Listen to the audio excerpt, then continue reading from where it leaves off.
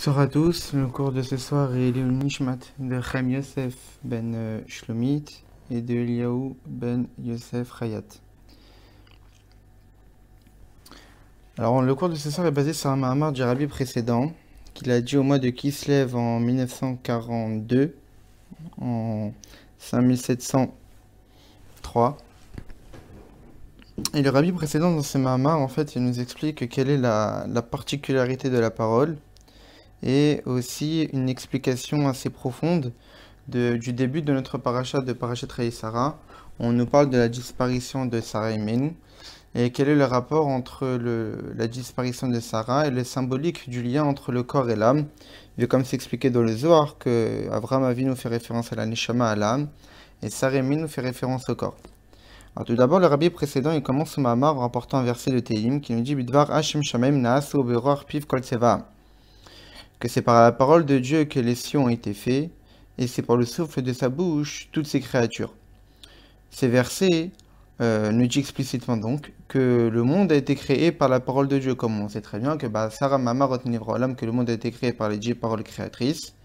Et le rabbi précède de nous dire que ces versets fait suite au verset qui le précède en Tehillim, qui nous dit Chesed Hashem ala Haaretz, que la bonté de Dieu remplit la terre.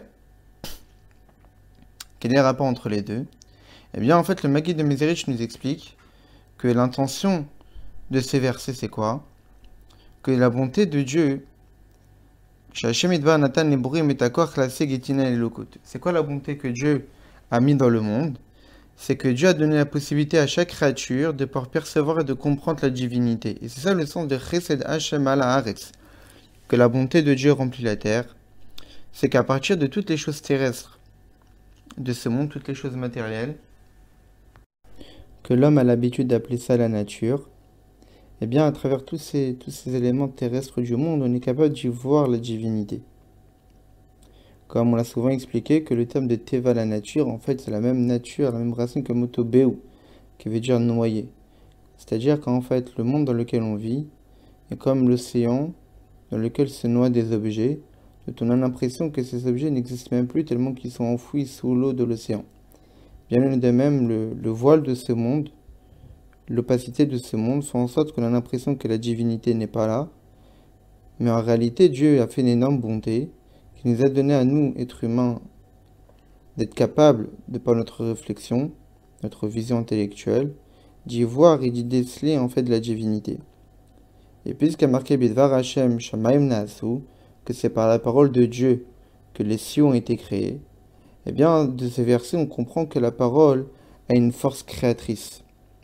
C'est la raison pour laquelle notre mission qui nous a été donnée à nous, êtres humains et juifs, que l'homme, par sa parole, dans l'étude de la Torah ou dans la Tfila, ou dans les paroles positives, eh bien, il puisse maintenir le monde. De même que le monde a été créé par la parole de Dieu, le monde continue de subsister, de continuer à exister, par le biais de la parole de l'homme, lorsqu'elle est orientée dans le positif, comme l'étude de la Torah, comme la prière et comme les bonnes paroles positives. Et donc c'est la raison pour laquelle il faut multiplier les paroles de Torah, qu'il faut multiplier les prononciations des lettres de la Torah, car à travers cette parole, on fait en sorte que le monde puisse se maintenir et continuer à exister. Donc déjà, le Maggid de Mezerich nous dit quel est l'enseignement qu'on peut tirer, que le monde a été créé par la parole de Dieu, c'est de nous donner un message, qu'en réalité, de même que le monde a été créé par la parole, eh bien, l'outil qui va permettre à l'homme de faire en sorte que ce monde puisse continuer à subsister, parce que c'est ça que la mission qui nous a été donnée. On dit que le monde a été créé par la bonté, c'est-à-dire que Dieu n'attendait rien vu qu'il n'y avait personne. Et donc il n'y avait personne, aucune créature qui était capable pour réveiller chez Dieu l'envie de créer le monde. Dieu a créé le monde par pure bonté. Seulement maintenant qu'il a créé le monde et en particulier maintenant qu'il a créé l'homme, alors il a donné la mission à l'homme de réveiller chez Dieu l'envie de continuer à faire exister le monde. Et comment on est capable de faire en sorte que la vitalité divine puisse continuer à se dévoiler et à faire en sorte que le monde puisse exister, ben c'est la parole de Torah, c'est la parole de Tfila, c'est les paroles positives, car la parole est un outil de création. Et là, en dehors de l'enseignement qu'on peut tirer, il faut aussi comprendre en fait le mécanisme. Il faut essayer de comprendre pourquoi on dit Bidvar Hashem Nas ou pourquoi spécifiquement par la parole de Dieu les cieux ont été créés. Pourquoi ce niveau de divin? Parce qu'en réalité, le terme de parole pour Dieu n'a pas de sens. Dieu n'a pas de bouche, Dieu n'a pas de voix, Dieu n'a pas de souffle. Et donc en réalité, ce sont des termes empruntés chez le comportement humain pour permettre à nous, êtres humains, de comprendre comment le monde a été créé. En réalité, il n'y a pas de parole chez Dieu, mais on utilise dans le langage humain. La Torah nous explique dans le langage humain comment Dieu a créé le monde. Et comment Dieu a créé le monde? Par Vayomer, Dieu a parlé.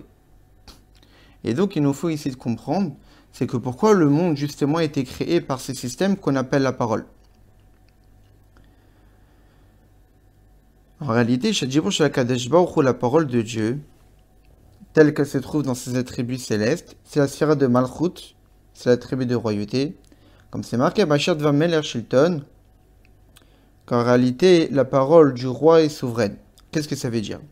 On sait très bien qu'on a souvent expliqué, on a souvent étudié les fameux 10 attributs, les fameux 10 sphirotes, les attributs divins, par le biais desquels Dieu gère le monde et Dieu a créé le monde.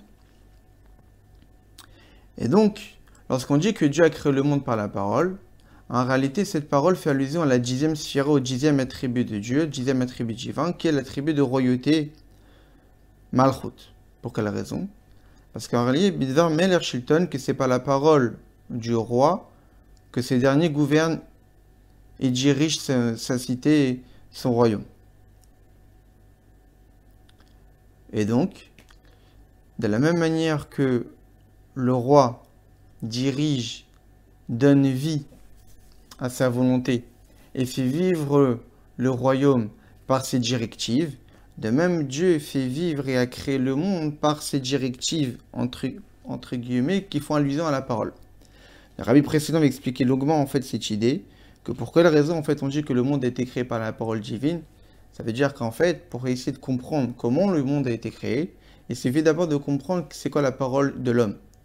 Maintenant, lorsqu'on aura compris c'est quoi la parole chez l'homme, on aura compris c'est quoi ces systèmes, parce qu'en réalité on parle pas ici d'actes physiques, on parle plutôt du système, de notion de parole. Parce que chez Dieu, il n'y a pas de bouche, il n'y a pas de voix, comme on l'a dit.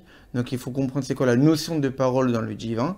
Lorsqu'on aura d'abord compris c'est quoi la notion de parole chez l'homme, alors on comprendra en réalité qu'est-ce que la Torah a voulu nous faire comprendre en nous disant que le monde a été créé par la parole de Dieu, quand on fait référence à la même notion, au même système, à l'image de la parole qui existe chez l'homme.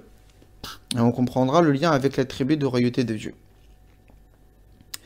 Bien chez l'être humain, la parole est pour l'autre. C'est-à-dire que la parole est un dévoilement de la personne même pour l'autre. Car pour nous-mêmes, la parole n'est inutile. La parole n'est utile seulement pour faire savoir à l'autre ce que j'ai envie de lui faire savoir. Est-ce que j'ai envie de lui faire savoir? Je le lui fais savoir par la parole. La parole n'est un outil seulement pour l'extérieur. Une personne n'utiliserait pas sa parole lorsqu'il est tout seul à la maison. La parole n'est là seulement pour un interlocuteur, seulement pour transmettre une information, transmettre un message, transmettre une émotion. La parole est un outil de transmission et de dévoilement. Et c'est ça en réalité la différence entre la parole et toutes les autres capacités que l'homme a. Toutes les autres capacités que l'homme possède n'existent que pour soi-même. La capacité intellectuelle par exemple, eh bien par elle, l'homme est tout à fait capable de comprendre des notions intellectuelles, de comprendre des notions profondes. Et donc il est évident que cette capacité intellectuelle n'existe que pour soi. Car je n'ai pas besoin de l'autre pour pouvoir comprendre une notion. Cette capacité n'a pas besoin d'un être extérieur pour pouvoir s'exprimer. La capacité intellectuelle, capacité de réflexion, c'est que l'homme est capable de comprendre. Je n'ai pas besoin d'un autre qui va m'aider à permettre à ma réflexion d'exister. Ma réflexion n'existe même lorsque je suis tout seul. Je n'ai pas besoin d'être avec quelqu'un pour pouvoir être capable de réfléchir. Même au contraire, il arrive souvent que l'autre puisse me déranger, me perturber lorsque je suis investi dans une réflexion profonde. Comme on peut le voir concrètement, que des personnes qui sont dévouées dans une profonde réflexion, pour essayer de comprendre des notions assez intellectuelles, eh bien ils choisissent plutôt de s'installer dans des endroits calmes et isolés, car en étant dans le bruit, en étant dans un endroit où il y a énormément de de mouvements et de bruit de personnes, eh bien ça va justement le perturber de pouvoir juste profiter de ces moments de calme et de tranquillité pour se mettre à réfléchir. Pourquoi? Parce que l'isolement et la tranquillité influencent positivement la capacité de réfléchir, qui va pouvoir maintenant cette personne se dévouer complètement à la réflexion, et ainsi se fatiguer dans son effort intellectuel. Comme on peut le voir aujourd'hui avec les bibliothèques, on demande le silence, parce que justement le silence est un moyen qui permet à l'homme de pouvoir bien utiliser sa réflexion. Et en fait, quelle en est la raison? Pour quelle raison le silence est utile pour la réflexion? Parce que justement la réflexion est une capacité de l'homme qui ne nécessite pas l'apport de l'autre. La réflexion n'est pas là pour l'autre, la réflexion n'a pas besoin de l'autre, la réflexion est une capacité de l'homme intrinsèque et qui n'existe et qui ne s'exprime que dans l'homme et qui n'a pas besoin forcément de s'extérioriser et qui n'a pas forcément besoin d'un élément extérieur pour pouvoir se développer. D'où la nécessité parfois du silence. Et c'est pas seulement pour la réflexion, mais aussi pour les émotions. En réalité, a priori, à première vue, les émotions ont besoin d'être avec l'autre. Par définition, la bonté, eh bien, on exprime la bonté, l'amour, que par le biais qu'il y ait une personne à qui j'ai exprimé cette bonté-là. A priori, chez l'homme, les midotes, les émotions, les sentiments, pour soi, ça n'a pas forcément de sens. Car il faut forcément qu'il y ait quelqu'un pour que je puisse dévoiler cette émotion. Car toute notion d'émotion ou de sentiment, a priori, n'existe que lorsqu'il y a l'autre. Comme on peut le voir par exemple que, pourquoi on dit que pourquoi on dit que le monde a été créé par la bonté divine? Car en réalité, la bonté de Dieu, comme ça c'est expliqué dans certains textes, était comme un potentiel sans concrétisation. Et donc pour que la bonté de Dieu puisse s'exprimer, il était nécessaire qu'il y ait d'autres créatures envers lesquelles la bonté va pouvoir s'exprimer. Et donc, l'apparition du monde et l'apparition de la création, de toutes les créatures, n'a été possible que par la volonté d'exprimer sa bonté. À partir du moment qu'il y a une bonté, et que pour cette bonté puisse exister, il est nécessaire qu'il y ait une autre personne envers qui je vais exprimer cette bonté, alors il était nécessaire de créer. D'où en fait l'une des explications de que le monde a été créé par la bonté, qu'en réalité le monde n'a été possible parce il était nécessaire que ce monde existe pour que la bonté puisse s'exprimer. Mais si on réfléchit plus profondément, les émotions restent une capacité profonde de l'homme et qui n'ont pas forcément besoin de l'autre pour pouvoir exister. Par exemple, l'amour ou la haine sont liés à l'autre. On aime une personne, ou on haït une personne. Tout ça, ce sont en fait des actions d'émotions, des actions de sentiments. Que pour pouvoir justement concrétiser ces émotions-là, il est nécessaire qu'il y ait l'autre. Mais pour autant, à partir du moment qu'on parle d'émotion, en fait, c'est un ressenti. L'amour, on le ressent intérieurement. Je n'ai pas besoin d'une autre personne pour ressentir profondément à l'intérieur de moi l'amour. L'amour existe intérieurement. Maintenant, l'amour s'exprime par le biais d'une extériorisation. Mais l'existence d'un sentiment n'a pas besoin forcément d'être extériorisé à l'extérieur pour une personne. Le sentiment existe profondément dans l'homme, mais ce sentiment va se concrétiser seulement par le biais qu'il y ait justement un interlocuteur, une personne face à moi, envers qui je vais exprimer ces sentiments. Et donc, qu'est-ce qu'on voit de là? On voit qu'en réalité, à la fois la réflexion, à la fois la capacité intellectuelle et à la fois la capacité émotionnelle, les capacités émotionnelles, ce sont des capacités profondes de l'homme qui n'ont pas besoin de l'autre pour pouvoir s'exprimer. À la différence près, c'est que la réflexion, elle, à la fois son existence et à la fois sa concrétisation, n'a aucunement besoin de l'autre. La réflexion, il suffit d'être dans l'homme. L'émotion existe dans l'homme, mais se concrétise et s'exprime seulement, évidemment, par rapport à une autre personne. Et la parole, là, justement, n'existe que par rapport à l'autre. Donc on voit qu'il y a quand même une différence entre les trois. La réflexion se suffit à rester dans l'homme. l'émotion existe dans l'homme et se concrétise pour une autre personne, la parole n'existe déjà que pour une autre personne.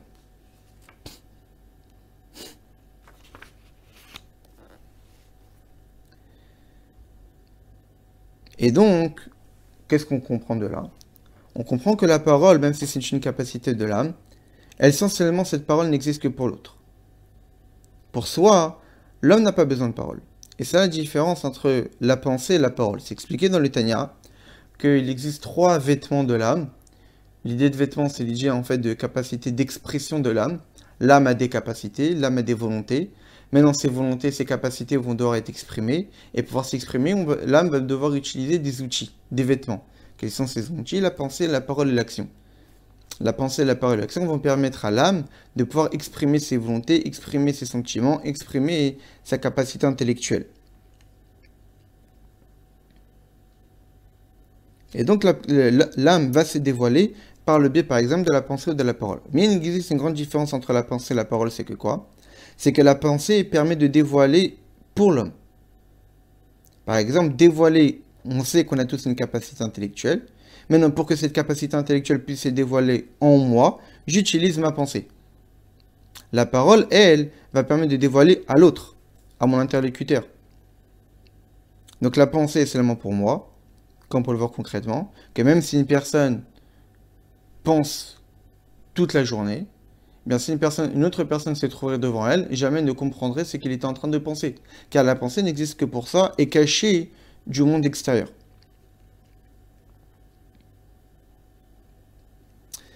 Pourquoi? Parce qu'en réalité, il y a une grande différence entre le vêtement de la pensée et le vêtement de la parole. À l'image de différentes sortes de vêtements qui existent, on a les vêtements qui sont par exemple le maillot de corps, qui ne font qu'un avec le corps, et donc on n'a pas souvent tendance de les enlever. On les garde énormément de temps sur nous. Alors que des chemises ou des pantalons par exemple, ce sont des vêtements qui sont plus extérieurs au corps, plus amples, qui n'épousent pas totalement les formes du corps, et dont on a beaucoup plus tendance de les enlever ou de les changer et de les remettre. Et c'est ça en fait l'idée de la différence entre la pensée et la parole. La pensée est un habit profond, est un habit qui ne fait qu'un avec l'âme, et donc de même que l'âme et le corps sont continuellement ensemble, de même la pensée est continuellement liée avec l'âme, sans que ça puisse s'exprimer vers l'extérieur. C'est ça la définition de la pensée. Les maillots de corps, on ne les voit pas de l'extérieur. Les maillots de corps ne sont là que pour l'intérieur et en épousant les formes du corps. Alors que la parole, c'est un habit extérieur, comme c'est marqué, et les daber, et les chachot, donc il y a des moments pour parler, et il y a des moments pour se taire. Donc on voit que la parole est un habit extérieur comme une chemise qu'on pourrait mettre ou qu'on pourrait enlever.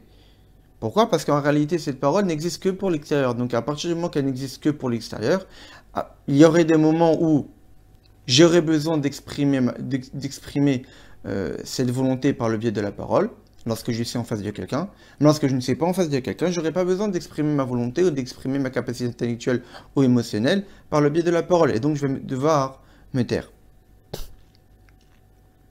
Et de là, en fait, on comprend la lumière et la vitalité divine que Dieu a dévoilée pour pouvoir créer et vitaliser les mondes et les créatures qui, elles, sont limitées. Et donc, cette capacité de dévoilement de lumière divine pour des créatures qui sont limitées, c'est ce qu'on appelle la parole. Dieu n'a pas de bouche, Dieu n'a pas de voix, Dieu n'a pas de souffle, mais ce système utilisé pour dévoiler une lumière divine qui va être utile pour des créatures limitées, on l'a appelé ça la parole. Car de même qu'une parole est là pour une personne tierce, une autre personne extérieure à moi, il y a de même la parole divine est en fait l'outil utilisé qui va permettre de créer et de vitaliser des créatures qui, elles, sont limitées. Et par rapport à la divinité qui, elle, la divinité est illimitée, eh bien, toute créature limitée est considérée, si on peut s'exprimer ainsi, comme étant une créature extérieure. La divinité, par définition, est illimitée, est infinie. Donc lorsqu'on parle de créatures limitées, de monde fini, eh bien, par rapport à la divinité, on pourrait les considérer comme étant des éléments extérieurs. Donc lorsqu'on veut les créer, lorsqu'on veut les faire vivre, les vitaliser, il est nécessaire d'utiliser un système qui existe pour ces créatures qui sont considérées comme étant extérieures. D'où en fait la parabole, la symbolique de la parole. La parole divine est cet outil spirituel utilisé par Dieu qui va permettre de vitaliser des créatures extérieures qui sont limitées. C'est la raison pour laquelle on dit que le monde a été créé par la parole divine, parce qu'étant donné que le monde est limité, étant donné que toutes les créatures qui habitent ce monde sont limitées, et donc vu qu'elles sont limitées, donc elles sont considérées comme étant, entre guillemets, extérieures au divin, alors il était nécessaire d'utiliser ce qu'on pourrait appeler la parole divine, un dévoilement de divin, une transmission de divinité, qui sort de l'essence même du divin illimité, pour justement vitaliser un élément extérieur qui, lui, est limité, comme les créatures ou toute la création. Parce que par définition, la divinité est illimitée, Blickwool. Mais en réalité, il n'y a rien qui est autre que la divinité. Akadosh Baruch Hu remplit le monde, il n'y a que de la divinité qui existe. Et c'est, comme on l'a souvent étudié, c'est seulement la divinité qui est la véritable existence. Il n'y a rien qui existe en dehors de la divinité. Car même la limite, en réalité, c'est quoi? C'est de la divinité qui s'est habillée dans la limite. Dire que dans la divinité, il n'y a pas la limite, c'est mettre de la limite dans le divin. Si on considère que le divin, c'est infini, mais on considère que le divin, ce n'est que infini et pas fini, on met de la limite au divin. Alors le divin est justement, par définition, elle a tout, vu que c'est la source de tout. Donc vu que le divin, c'est la source de tout, donc il est évident que dans le divin, il y a à la fois l'illimité et à la fois le limité. Mais le divin, qui s'exprime dans la limite, est considéré comme étant outre, comme étant extérieur par rapport au divin illimité. Comme par exemple la parole qui existe pour quelque chose qui est séparé de moi. C'est pour cette raison que la parole est un dévoilement pour l'autre. Car la parole n'est pas comme une pensée. La pensée, elle reste dans l'homme, alors que la parole sort de l'homme. De même, pour pouvoir créer les mondes et les créatures qui, elles, sont limitées, et qu'il était nécessaire de les créer de cette manière-là. Parce que toute l'intention était justement que, comme on sait, que Dieu a désiré avoir un monde ici-bas. Et donc, il faut qu'il y ait ici-bas. Nous, on ne comprend pas la raison de ces désirs, mais Dieu, a priori, a le désir qu'on dévoile sa présence, qu'on dévoile son essence infinie, dans un monde qui paraît limité. Et donc, il était nécessaire de créer ce monde, de créer ces mondes limités. Et pour pouvoir créer ces mondes limités, et créer des créatures limitées, que de façon naturelle ne sont pas forcément annulées à Dieu, et qui vont devoir faire un effort de réflexion et de perception du divin pour prendre conscience qu'il y a Dieu qui existe, qu'il y a Dieu qui leur a donné la vie, et qu'il y a Dieu qui est là à chaque instant pour leur donner la vie. Eh bien, il fallait qu'il y ait justement ce système de permettre à des éléments extérieurs au divin d'exister. Comment s'appelle ce système? La parole divine.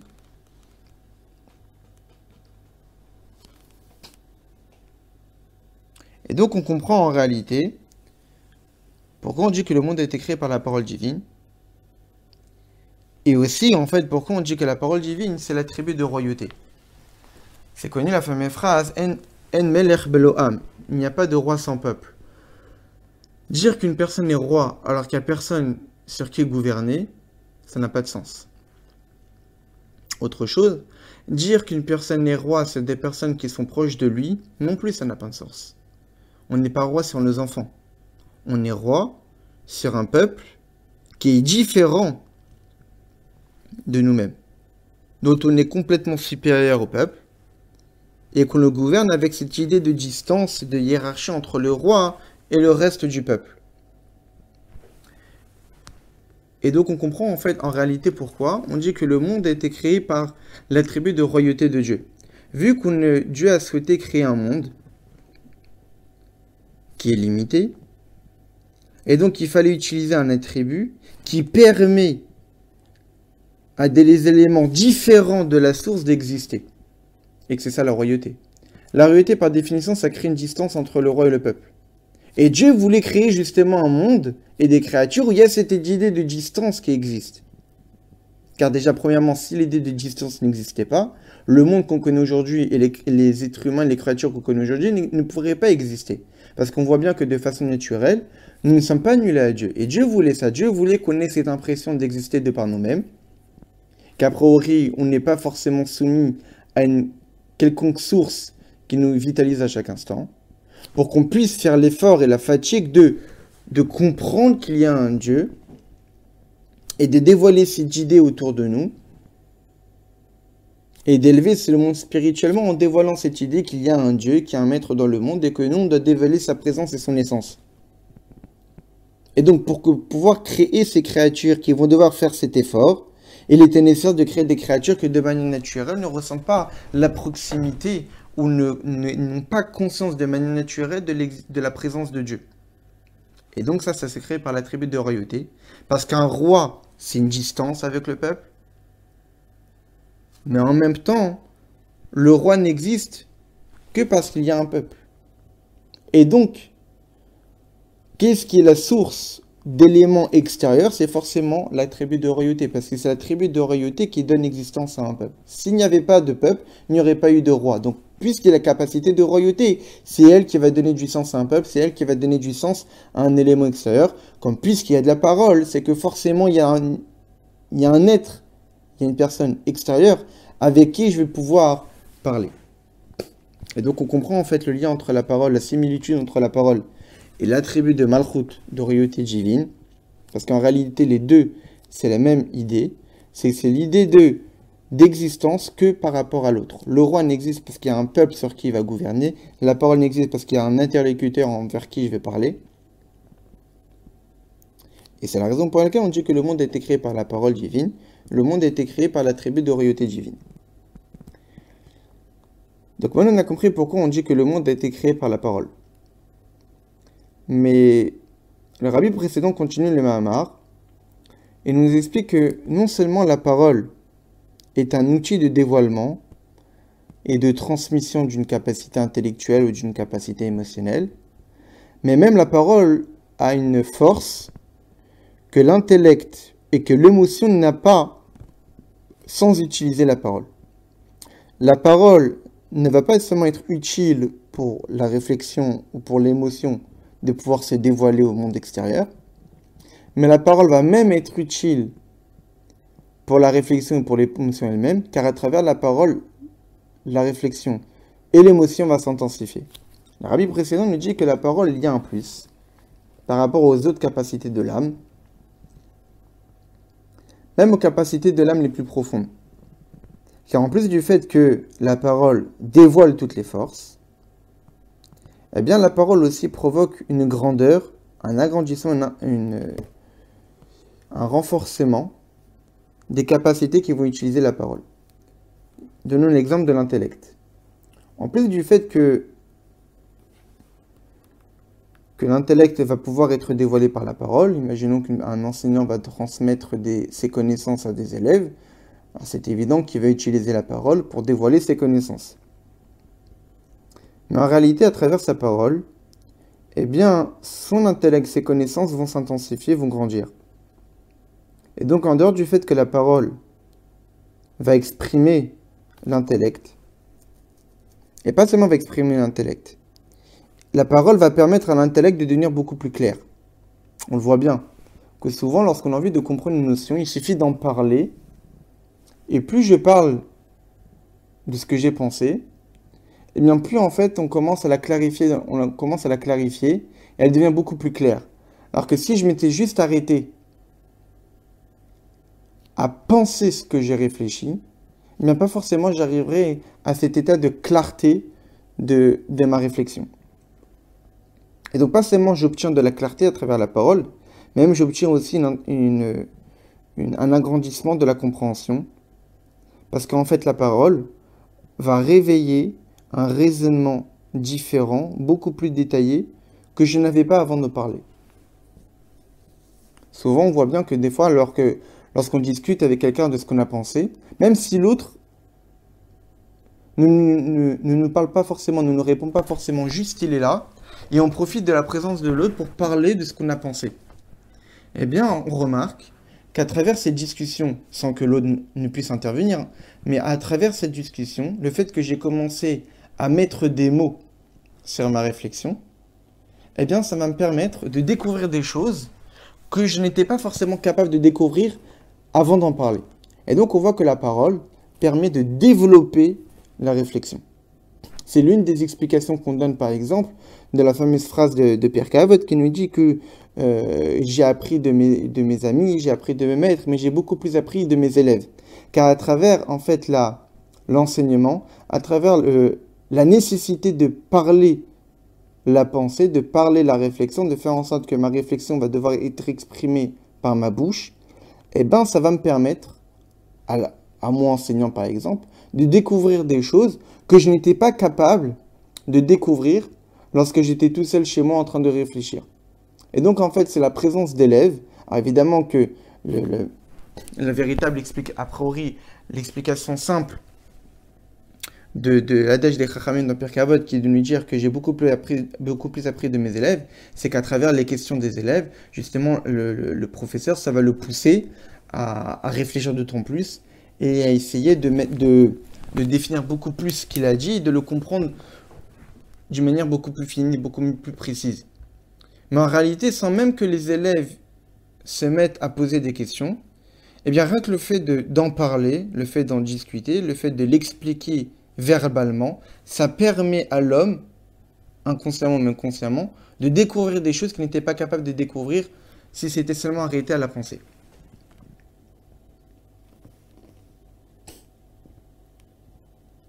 Et donc, on voit de là que la réflexion devient beaucoup plus claire, beaucoup plus développée par le biais de la parole. Et c'est la raison pour laquelle, lorsqu'on étudie la Torah, il faut étudier la Torah avec la parole. Parce que justement, à travers la parole, on développe notre capacité intellectuelle. Et ça, c'est pas seulement pour la réflexion, pour l'intellect, mais même aussi pour les émotions. Car la parole permet d'agrandir l'émotion, comme on peut le voir réellement dans la vie de tous les jours. Par exemple, pour l'amour ou pour la haine, lorsqu'on parle, lorsqu'on dit des mots d'amour, lorsqu'on dit des paroles d'amour, eh bien, en fait, l'amour va se dévoiler d'autant plus et va s'intensifier d'autant plus. De même pour la haine ou pour la colère. Plus on parle en état de colère, plus la colère va s'intensifier. Plus on parle et on exprime la haine, plus la haine va s'intensifier. Plus on parle et on exprime l'amour, et plus l'amour va s'intensifier. C'est pour cette raison que c'est expliqué dans la plupart des livres de Moussar, que l'un des conseils pour justement sortir victorieux de la mauvaise mida d'être coléreux, eh bien c'est de ne jamais parler lorsqu'on est en colère.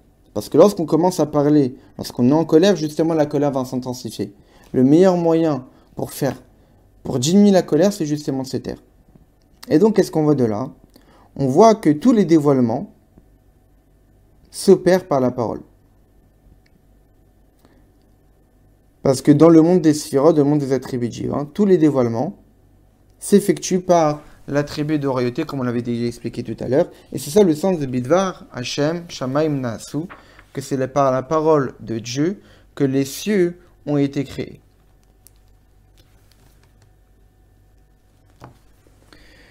Et donc, qu'est-ce qu'on voit de là?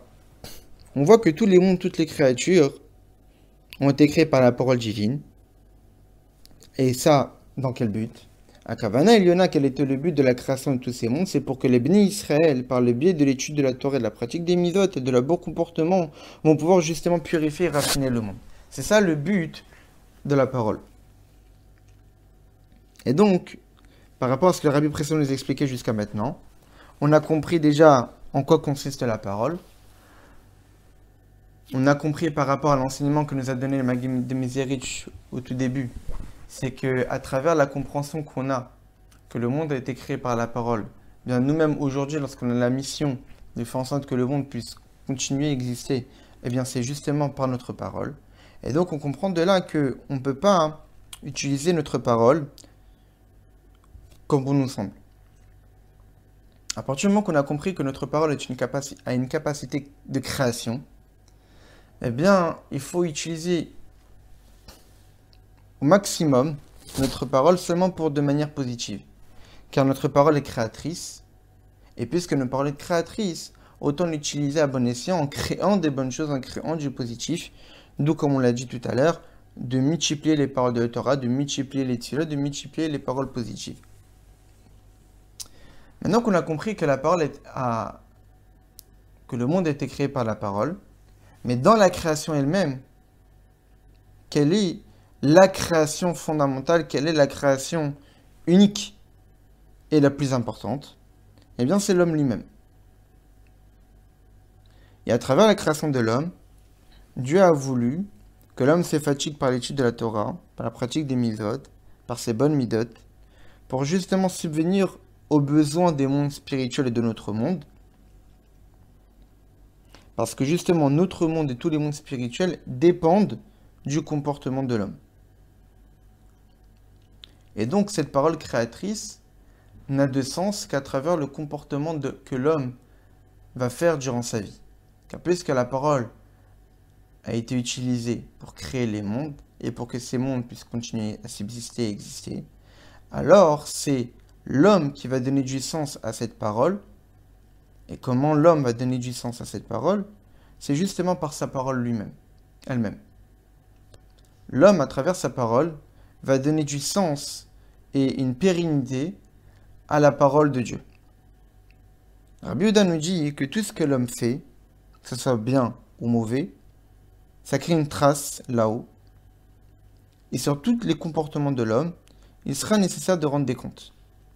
Comme c'est marqué, comme c'est expliqué, comme le dit Rav, à propos du verset dans Télim, Gol miraou inecha, que lorsque j'étais une masse informe, tes yeux m'ont vu. C'est-à-dire que quand le macha golem, tout ce que le golem, c'est-à-dire tout ce que l'homme fait, tout est vu de là-haut, tout est tracé, tout est écrit, et tout sera transmis au compte à la fin.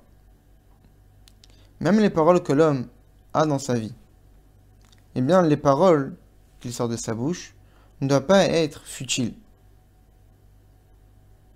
Les bonnes paroles, les paroles qui sont importantes, eh bien seront considérées comme étant du mérite pour lui.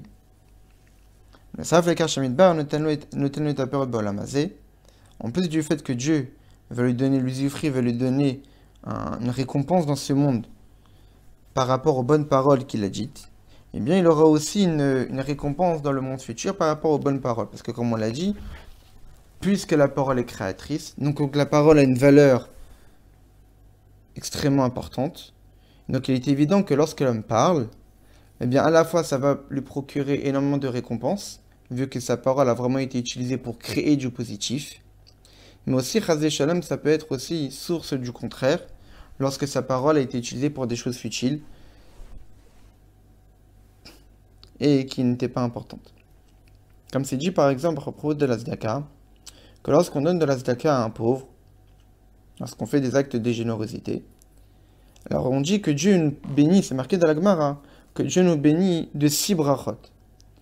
Mais lorsqu'une personne console l'autre, avec des paroles douces, eh bien Dieu le bénit de 11 bénédictions.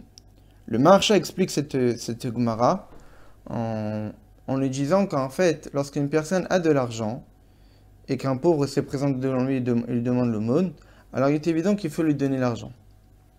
Mais un pauvre se présente devant nous et on n'a pas d'argent sur nous, on ne doit pas se dire que puisque je n'ai pas d'argent, alors je ne peux rien lui apporter. Justement ici, la Gemara vient nous dire le contraire.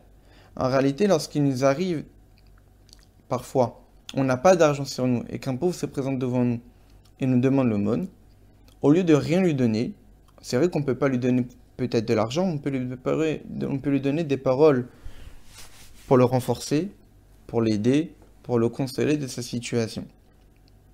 Et le Maharsha d'expliquer qu'en réalité, lorsqu'on donne de l'argent, on donne quelque chose de physique, quelque chose d'extérieur à nous. Mais lorsqu'on donne des paroles, on donne notre corps, quelque chose qui a beaucoup plus de valeur. Et donc c'est la raison pour laquelle lorsqu'on donne de l'argent, Dieu nous bénit de 6 brachot, alors que lorsqu'on donne des bonnes paroles, Dieu nous bénit de 11 brachot. Et tout ça, à la fois les fruits de la mitzvah de la tzedaka que Dieu nous donne dans ce monde, mais en réalité, il y a aussi la grande récompense de la mitzvah de la tzedaka qui reste pour le monde futur, comme c'est marqué dans Tehilim, Han ve'osher bebeito v'tzidkato medet la'ad, que l'abondance et la richesse dans ta maison, et v'tzidkato, et sa justice, au medet la'ad, se tiendront pour l'éternité. Le Rabbi présent nous explique ici qu'on voit dans ces versets qu'il y a, on peut le partager en deux. Han ve'osher bebeito, l'abondance et la richesse dans la maison, dans sa maison. Dans sa maison, c'est de quelle maison ici on parle? On parle ici du monde, de ce monde-ci, le monde actuel, et du monde futur. Comme c'est marqué que tous les bénis Israël ont une part dans le monde futur, que toutes les Neshamot ont une part dans le monde futur, qui lui arrivera après avoir vécu dans ce monde-ci. Donc il y a deux mondes, le monde actuel et le monde futur, qui arrivent après celui-là, et ces deux mondes sont appelés la maison de l'homme. C'est ça qu'on dit l'abondance et la richesse dans sa maison, qu'à la fois l'abondance et à la fois la richesse de la Torah et des mitzvot, et bien le sachar de la Torah et des mitzvot qui sont appelés la richesse et l'abondance seront dans sa maison. À la fois dans ce monde-ci, à la fois dans le monde futur, l'homme recevra une récompense de sa Torah et de ses mitzvot. Mais vetzidkato, lorsqu'un homme ne se suffit pas seulement d'abondance ou de richesse, mais même aussi il fait les choses avec tzidkut. Ça veut dire qu'il accomplit les mitzvot avec vitalité, avec plaisir, avec enthousiasme, à l'image de l'enthousiasme d'un tzaddik qui accomplit les mitzvot. Eh bien, en fait, ce terme de vitzidkato, c'est-à-dire que la manière de comment il va étudier la Torah, la manière de comment il va accomplir les mitzvot, il va le faire comme un tzaddik. Eh bien, vitzidkato, ce comportement de tzaddik-là, ce dévouement que tu as eu lorsque tu as accompli les mitzvot, au medet la'ad, eh bien, va être éternel, sans aucune limite. Les récompenses qu'un homme a lorsqu'il étudie la Torah et pratique les mitzvot, il peut l'avoir dans ce monde, il peut l'avoir dans le monde futur, mais ça reste des récompenses qui restent limitées. Mais lorsque l'homme a été capable de mettre un dévouement dans son action, lorsque l'homme a été capable de mettre un enthousiasme, une vitalité, une chaleur, eh bien cette chaleur-là n'est pas limitée. Ce n'est pas un acte, c'est un enthousiasme, c'est un sentiment. C'est un mécanisme. Ce mécanisme-là va créer une récompense qui, elle, est illimitée. La Dvar Zaken explique que l'abondance et la richesse de la maison, c'est l'abondance et la richesse que la Neshama, que l'âme juive a été capable de réunir dans ce monde. Eh bien ça va permettre un dévoilement énorme de lumière divine dans sa maison. C'est quoi la maison?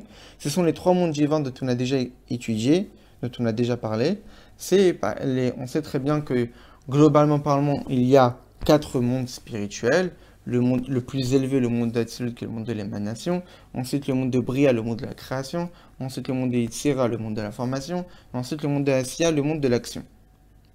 Eh bien, en réalité, nous dit l'Admor Zaken que lorsqu'un juif se comporte bien et étudie la Torah et pratique les mitzvot, eh bien, il permet de dévoiler de la lumière divine pour les 3 mondes, pour sa maison, Bria, Yitzhira, Asiya. Les 3 mondes qui sont plus proches de nous. Mais lorsqu'un homme fait vitzidkato, lorsqu'un homme s'investit dans l'étude et la pratique des mitzvot avec un dévouement total, avec une véritable abnégation et don de soi, ben ça c'est illimité. C'est-à-dire quoi que c'est illimité? C'est qu'il permet de dévoiler une lumière divine dans le monde même de Hatzilut. Et à partir de ces dévoilements-là de lumière divine dans le monde de Hatzilut, découle une récompense infinie qui peut même avoir des incidences dans ce monde matériel. Et donc on voit en fait de la manière de comment l'homme va se comporter dans son rapport avec les mitzvot, dans son rapport dans l'étude de la Torah, eh bien les répercussions vont être différentes. S'il ne fait qu'étudier la Torah et pratique les mitzvot, qui est déjà extraordinaire, c'est évident qu'il y a une récompense derrière.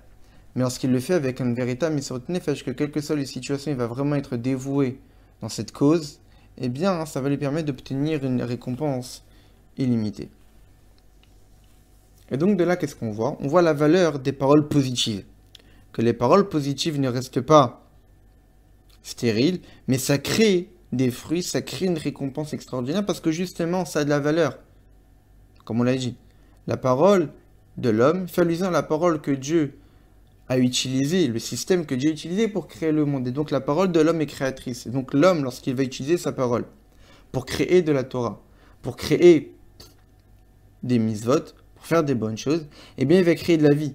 Il va vitaliser les mondes, à la fois notre monde physique et matériel, et même tous les mondes spirituels. Et donc c'est évident que ça aura des répercussions pour lui, pour avoir des récompenses dans ce monde-ci, et pour avoir des récompenses dans le monde futur. Mais malheureusement aussi, il est possible d'avoir des mauvaises pensées ou des mauvaises paroles, qui elles seront source malheureusement du contraire de récompense, qui seront écrites comme étant des dettes. Et donc, il est possible qu'à cause de ces mauvaises paroles, eh bien, ça va provoquer au corps et à l'âme de devoir subir Chibut HaKever et Kaf HaKela. Chibut HaKever, c'est le rétrécissement dans le caveau, et Kaf HaKela, c'est le mouvement giratoire de l'âme. Ce sont deux sortes de punitions que le corps et l'âme vont, que Dieu nous en préserve, subir à cause des mauvaises paroles ou des mauvaises pensées. Chibut HaKever, le rétrécissement dans le caveau, c'est une punition pour le corps, qu'on explique qu'en réalité, c'est un peu compliqué à expliquer. Juste rapidement, c'est le Malach HaMavet qui se présente devant le corps, et qui lui demande comment tu t'appelles, et qui ne sait pas vraiment comment il s'appelle. Alors il va le punir, il va lui faire souffrir, etc. C'est la raison pour laquelle il y a une bonne coutume qu'on a, c'est que lorsqu'on finit la Hamida, eh bien, juste après au Shalom, de dire en fait les versets qui commencent par la première lettre et qui finit par la dernière lettre de notre prénom. Par exemple, pour le prénom Michael, Israël. Donc en fait, ça commence par un mem et ça finit par un lamed. Ça peut aussi pas marcher, par exemple, aussi pour Mendel, car en fait, à travers ces versets, à force de devoir le répéter à la fin de chaque Amida, ça va faire en sorte que le corps et l'âme vont se souvenir du prénom. Parce qu'en fait, on enracine le prénom à travers un verset. Et ça permet que même lorsque, après 120 ans, le Malach HaMavet, le Tzara, va demander comment tu t'appelles, on saura lui donner la réponse de comment on s'appelle, et donc ça nous évitera de subir ces punitions-là. Aussi, la coutume qu'on a chez les Chassidim, c'est que non seulement on dit ces versets pour notre propre prénom, mais on dit aussi les versets du prénom du Rabbi, en fait, à travers ces versets qu'on dit sur le prénom du Rabbi, donc par exemple Menachem Mendel, donc un verset pour Menachem, un verset pour Mendel, eh bien ça permet en fait de créer un lien et de créer un souvenir chez le corps et chez l'âme qu'on est attaché à ce Rabbi, que ce Rabbi il sera capable de nous aider lorsque le moment sera venu, on aura besoin d'aide. Donc ça c'est par exemple pour Chibut HaKever. Il y a aussi la punition de Kaf HaKela, les mouvements giratoires, qui est une punition pour l'âme. Et donc, il y a plusieurs explications par rapport à cette punition-là. Mais qu'en réalité, c'est quoi? C'est qu'on prend l'âme, on la fait voyager d'endroit à un autre endroit. Et c'est quoi cette intention? C'est pour justement faire sortir de l'âme toutes les mauvaises paroles.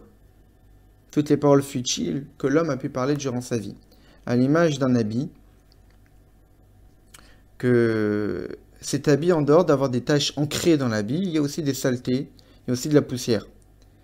Et donc, il est évident qu'avant de laver l'habit et d'enlever les taches ancrées dans l'habit, il est nécessaire d'abord d'enlever les poussières.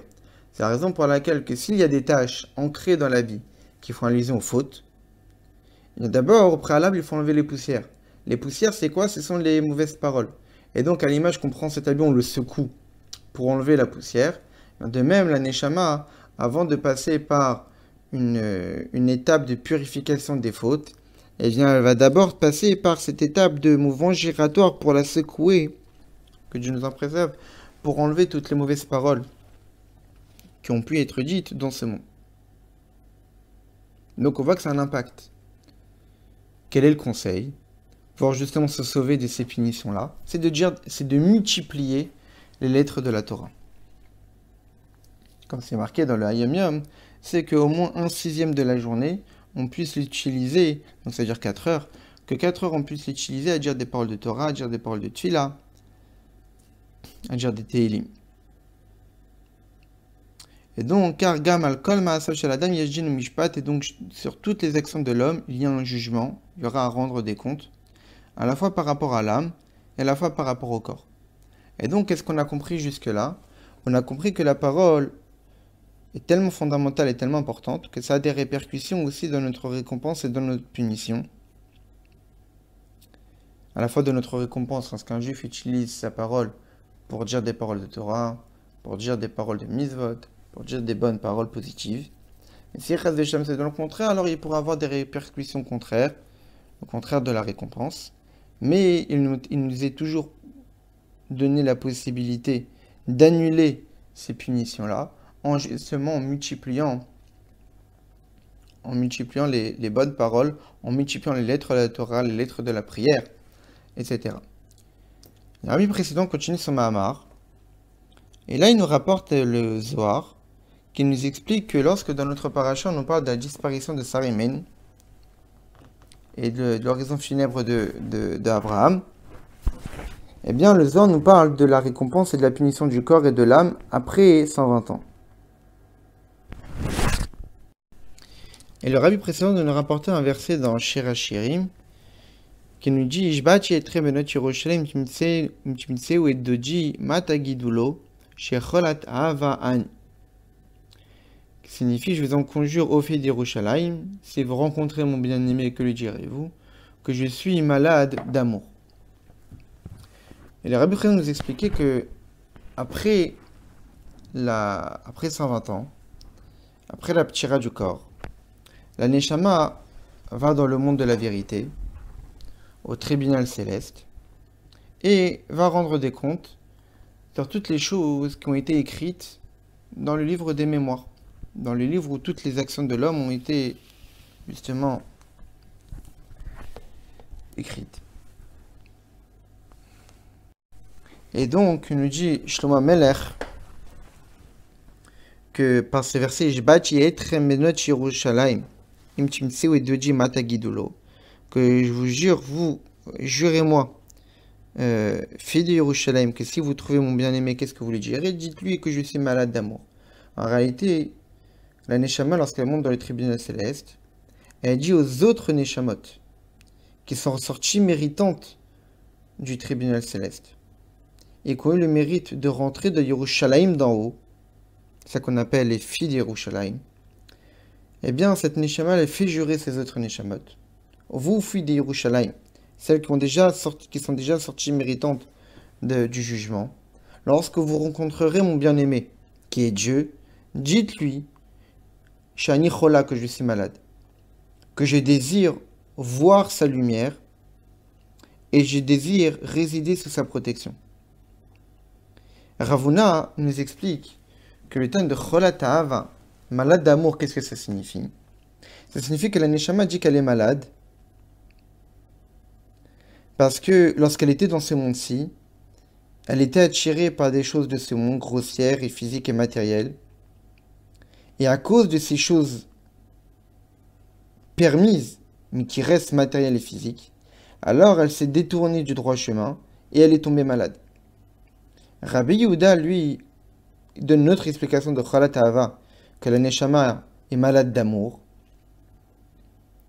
Parce que la première explication de Ravuna, malade d'amour, ça veut dire à cause de l'amour que j'ai eu pour les choses matérielles de ce monde, alors je suis tombé malade. Rabbi Yehuda lui interprète autrement ces termes de Cholat Ahava, de malade d'amour. C'est que la Neshama aime son corps. Et lorsqu'arrive la fin de la vie, la fin de vie du corps dans ce monde, on reconnaît l'amour que la Neshama a pour le corps, car la Neshama souffre énormément de comment elle sort pauvre de ce monde. Que par l'amour que la Neshama a pour le corps, eh bien, elle est malade de cet amour lorsqu'elle remarque ô combien le corps sort pauvre de ce monde, car il ne sort avec rien. Et le Rabbi précédent nous rapporte donc le verset du début de notre paracha, qui nous dit que Sarah est nifteret à Kiryat Arba, qui est Chevron, en terre de Kenan. Et donc le Rabbi précédent nous a interprété tous les termes de ces versets. Hashem Yitbarer, que Dieu a créé le corps de manière à être composé de 4 fondements: le feu, l'air, l'eau et la terre, la poussière. On a souvent étudié cette idée que le Rambam explique longuement dans son Mishneh Torah, de la Torah, qui nous dit que le monde a été créé à partir de ces 4 fondements: le feu, l'air, l'eau et la terre. Et donc chaque créature est composée de ces 4 fondements-là, et en fonction de la proportion qu'il y a d'un fondement par rapport à un autre, eh bien la matière du de l'être créé va être différente. Eh bien, y compris aussi le corps humain, a été créé à partir de ces quatre fondements-là. Lorsque le corps est vivant, lorsque le corps est lié à l'âme, eh bien, ces quatre fondements sont totalement liés au corps. Mais lorsque le corps se sépare de son âme après 120 ans, eh bien, ces quatre fondements se séparent. C'est ça votre Tamot Sarah. Sarah est Nifteret. Le corps est mort. Et Mitatagouf est la mort du corps. C'est Kiryat Arba. C'est ces quatre, Arba 4, ces quatre fondements-là, qui étaient dans Eretz Kenan, qui étaient dans ce monde-ci. C'est quoi Kenan? Kenan, ça veut dire Socher, ça veut dire le commerce. Et ce monde est appelé Eretz Kenan, une terre de commerce. Hemayu Bechevron, lorsqu'elle était dans la terre de commerce, eh bien c'était Chevron. Ces quatre fondements-là étaient attachés. Chibour était totalement attaché. Mais maintenant, ils sont séparés. Et donc, le rabbi précédent déjà nous explique une première vision du verset, en disant que va Tamot Sarah que lorsque le corps meurt, parce qu'en réalité, Sarah fait allusion au corps et Avram fait allusion à la Neshama. C'est la raison pour laquelle, comme le rabbi explique longuement dans une Erishima, qu'au tout début, en fait, Avraham s'appelait Avram et Sarah s'appelait Sarai, et qu'après Avram s'appelait Avraham, et après Sarai est devenue Sarah. Le rabbi explique dans la Rishima qu'en réalité, au tout début de la Vodat Hashem, la Neshama s'appelle Avram. Qu'au tout début, on s'est dit que on est séparé du monde, on n'est pas forcément là pour influencer le monde, on est Av, on est un père, Ram, séparé, élevé. Et notre corps, c'est Sarai. C'est mon prince à moi. C'est pas un prince qui va être utilisé pour les autres, mais c'est un prince qui est seulement réservé pour moi. Pourquoi déjà le corps est appelé Sarah, Sar, hein, le prince de l'âme? Parce qu'en réalité, pour les Avot, c'est connu que Akadosh Baruch Hu a fait goûter aux Avot un goût du Gan Eden, un goût du Olam Haba, du monde futur. Et puisque après les temps messianiques dans le monde futur, en fait, ça va être le corps qui sera supérieur à l'âme. C'est le corps qui donnera vie à l'âme, qui vitalisera l'âme, parce que le corps sera supérieur à l'âme. Eh bien, les patriarches ont goûté à ça de leur vivant. Avant même d'arriver au monde futur, avant même de connaître le Trata Michim, eh bien, les Avot ont goûté à cette vie-là. C'est la raison pour laquelle la femme d'Avraham, qui était à l'usine au corps, s'appelait Sarai, mon prince à moi. Et ça, c'était au début. Après, Avraham est devenu Avraham, le père pas séparé. Le père Amam Goïm, que c'est devenu le père d'une multitude de nations. Au fur et à mesure de la Vodat Hashem, l'homme est tout à fait capable, d'arriver d'un moment donné, de pouvoir être capable d'influencer les autres. Et là, son corps n'est plus Sarah, est réservé à lui, mais est devenu Sarah, le prince de tous. On ferme la parenthèse. Mais l'idée, c'est quoi? C'est que Vatamot Sarah, Sarah qui fait lui son corps, le corps est mort. Et le corps, au tout début, le corps était composé de quatre fondements. Pour quelle raison était composé de quatre fondements? Parce que, et ces quatre fondements-là, Chevron était totalement attaché. Et pour quelle raison ils étaient totalement attachés? Parce qu'il était Beretz Kenan, parce qu'il était dans la terre, une terre de commerce. C'est quoi ce commerce-là? Pour quelle raison on dit que ce monde est appelé une terre de commerce? Parce qu'en fait, tout le commerce, c'est quoi? C'est entre la Neshama et le corps, où il était possible d'étudier la Torah, de pratiquer les mitzvot, de faire des bonnes actions. Et ça, c'était seulement dans ce monde-ci. C'est pour cette raison que ce monde-ci est appelé une terre de commerce. Le commerce entre l'âme et le corps, que l'âme donnait au corps, le corps donnait à l'âme, etc.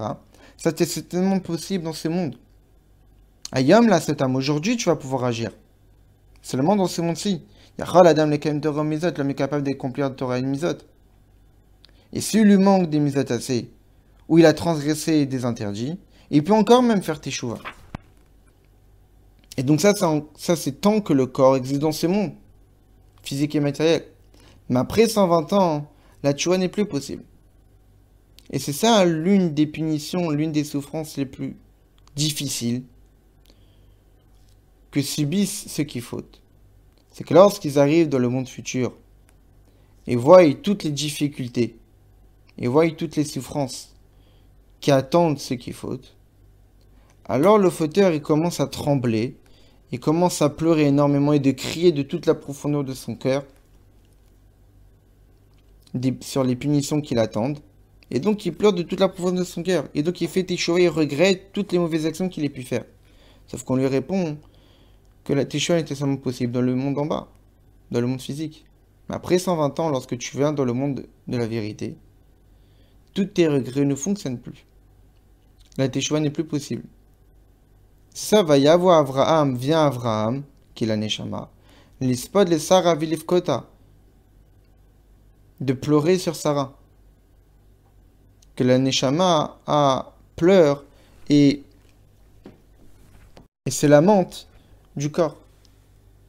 Car lorsque le corps appartient à un homme qui faute, alors le corps est transmis à des anges destructeurs, et qu'après la punition de Chibut HaKever et de Kafakela, qui concrétise la punition telle que ça a été décidé là-haut, eh bien ils vont devoir le subir.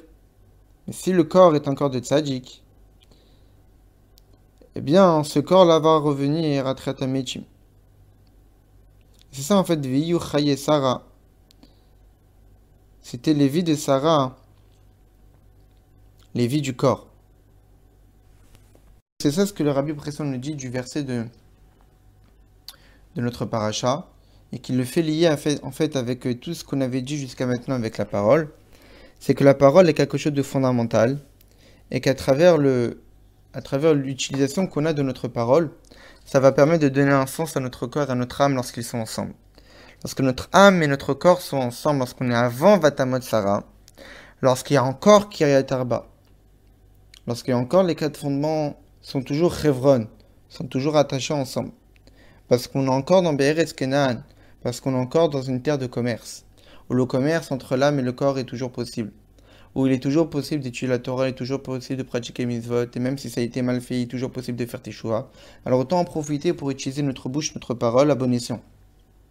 Pourquoi? Parce que lorsque arrive à Tamot Sarah, alors viens voir Avraham, la Neshama va venir, l'esprit de Sarah Vidkota de pleurer sur le corps. Il lamente le corps parce que maintenant c'est plus possible. Parce que maintenant tout a déjà été décidé et que tous les regrets ne peuvent plus avoir d'effet. Et que si c'était le corps de quelqu'un qui a mal agi, il y aura telle et telle conséquence. Donc c'est la raison pour laquelle avant d'arriver à Vatamot Sarah, avant d'arriver à cet état où a priori tout est fini, eh bien il est nécessaire de profiter de chaque instant pour utiliser notre bouche pour multiplier les paroles de Torah, multiplier les paroles de Tfilah, multiplier les paroles positives, les paroles généreuses, les paroles de consolation sur notre entourage.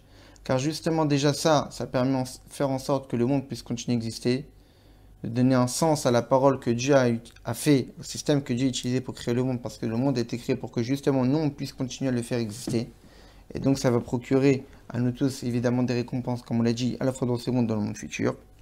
Mais aussi ça a permis que si jusqu'à maintenant on n'a pas forcément été très sérieux malheureusement avec notre bouche et qu'on a pu dire des choses futiles, eh bien en multipliant les paroles de Torah, les paroles de Tfilah, justement ça va permettre de nous éviter toutes ces souffrances de Chibut HaKever, des rétrécissements dans le caveau, ou de Kafakela, ou des mouvements giratoires de l'âme.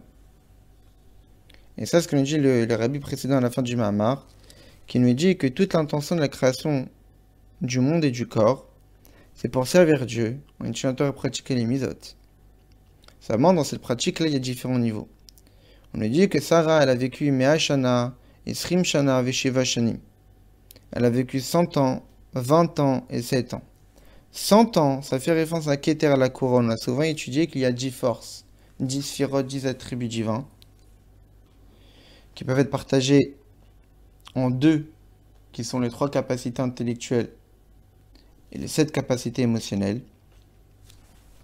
Mais en réalité, dans la Chassidut, on explique que ces 3 capacités intellectuelles ne sont en fait que 2 lorsqu'il y a la 11e. Je m'explique. On sait qu'on a 10 sphirotes, 10 attributs divins. Seulement au-dessus de ces 10 sphirotes-là, à l'image que sur la tête d'un homme, il se trouve une couronne. Et au-dessus de ces 10 sphérotes, il y a ce qu'on appelle le Keter. Le Keter fait allusion en fait à la volonté et au plaisir, qui surpasse les capacités intellectuelles, parce qu'en réalité, la volonté et le plaisir, c'est le source de la volonté de l'homme de réfléchir. L'homme va penser, va réfléchir, c'est des choses qu'il a envie, des choses qu'il veut, et des choses qui vont justement lui procurer du plaisir. Donc on voit que le plaisir et la volonté, c'est déjà la source de tout. Les capacités intellectuelles, globalement parlant, sont au nombre de deux. Il y a l'idée qui apparaît et le développement de cette idée-là. Et donc, et le Keter, c'est expliqué dans Chassidut que dans le Keter, il y a 10 fois 10. Il y a les 10 sphérotes, et dans chacune de ces 10 sphérotes, il y a les 10 sphérotes, ce qui fait 100 années. Il y a aussi 20 années. Ces 20 années, c'est les deux capacités intellectuelles, Chokhmah et Bina. Donc dans chacune d'elles, il y a les 10 autres. Il y a les 10 sphérotes. Et il y a les 7 années, qui sont les émotions. Et donc l'Arabie précédent nous dit que c'est ça les vies de Sarah. Les vies de Sarah, parce qu'on peut vivre différemment notre vie de corps.